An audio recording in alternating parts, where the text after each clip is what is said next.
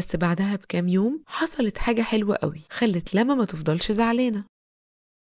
كانت ميس سلمى بتحضر لحفلة المدرسة وبتدور على بنت تبقى جميلة ومختلفة عشان تكون هي بطلة العرض، بس ما كانتش عارفة اسمها، ففضلت تسأل المدرسين عن اسم البنت اللي بتقول لهم مواصفاتها وتقول لهم أنا عايزة أعرف اسمها إيه البنت الحلوة اللي عاملة زي الأميرة وشعرها كيرلي ولونه بني. ولما عرفت ميس سلمى اسم لما راحت لها وقالت لها إيه رأيك لما تيجي ترقصي وتغني في العرض السنة دي يا لما؟ انتي حلوة قوي وانا متأكدة ان العرض هيبقى حلو زيك. بس لما قالت لها لا انا مش حلوة وشعري منكوش ومش ناعم ومفروض زي بقية صحابي. ميس سلمى ضحكت وقالت لها يعني انتي عايزة تبقي زي بنات كتير جدا شعرهم كلهم زي بعض مع ان انتي ربنا خلاكي مختلفة ومميزة بشعرك؟ لما بصت لها باستغراب، بس ميس سلمى كملت كلامها وقالت انتي عارفة كمان يا لما ان انا كنت بدور عليكي وبقول لهم ان انا عايزة البنت الحلوة اللي شعرها كيرلي تبقى هي بطلة العرض؟ لما ابتسمت وعينيها نورت من الفرحة، ولما رجعت البيت حكت لمامتها اللي حصل بينها وبين ميس سلمى. مامتها ضحكت وقالت لها